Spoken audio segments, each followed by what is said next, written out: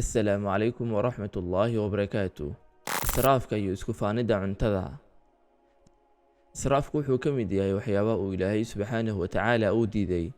Sidaas la mid ah maanta waxaynu arkaynaa dad badan kuwaas oo ku israafaya, yacni ku xadgudbaya cuntada.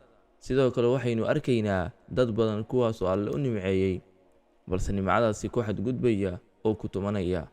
Ilaahay subxaanahu wa tacaala fi suurati al-A'raaf aayadda 31 wuxuu ku yidhi: kuluu washrabuu walaa tusrifuu innahu laa yuxibbu almusrifiin.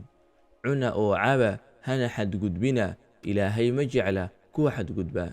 Dadka qaar waxaad u malaynaysaa inay hilmaamin inay jirto maalin la isxisaabin doono, qof walba la xisaabin doono, lagana xisaabin doono nimcad walba oo Ilaahay subxaanahu wa tacaala adduunyada dhexdeeda uu ku soo siiyey.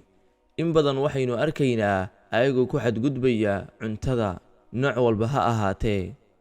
Walaal, cuntadan aad ku xadgudbaysid waxaa jira qof aanan haysan oo baahi darteeda dhinaciisa u soo qaadila.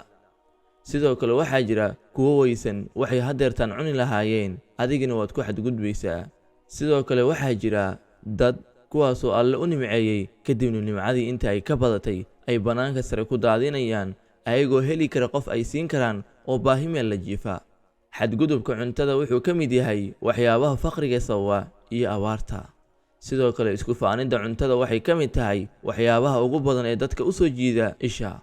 In badan waxaad arkaysaa dad ayaa meel tegaya, kadibna waxa ay soo sawirayaan ama muuqaal ay ka soo duubayaan cuntada ay cunayaan, kadibna waxay ku soo bostigareynayaan ciwaanadooda social media. Laga yaabay maqaaxida ay wax ku cunayaan banaankeeda inuu joogo qof aanan haysan wax uu cuno, ayagana sidaas ayay ugu faanayaan nimcadii uu Rabbi siiyey. Sidoo kale waxaa dhacda muuqaalka aad duubtid kadibna aad social media dhigaysid inuu fiirsado qof aanan haysan waxaad cunaysid, aanan haysan lacagta aad ku raaxaysanaysid, aanan ku jirin noloshaad adiga ku sugan tahay, adiguna ficilkaas ayaad samaynaysaa.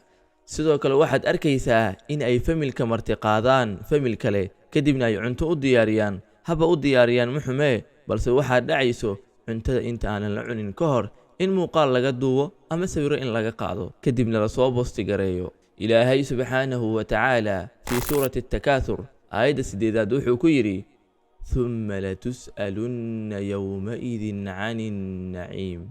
Maalin ayaa Ilaahay subxaanahu wa tacaala idin weydiin doonaa nimcadaha aad ku sugantihiin adduunka dhexdiisa.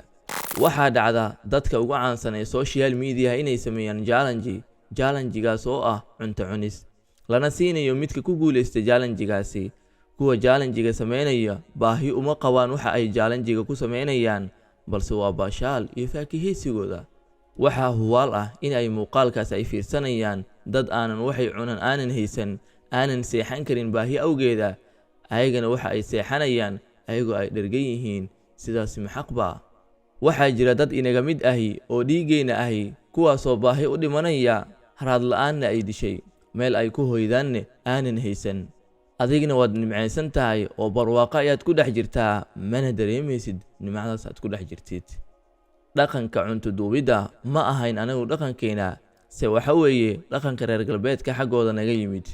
miyaynan ka xishoonaynin Ilaahay subxaanahu wa tacaala kuwa ku xadgudbaya oo soo sawiraya cuntada kuna faanaya nimcada uu Ilaahay subxaanahu wa tacaala uu siiyey.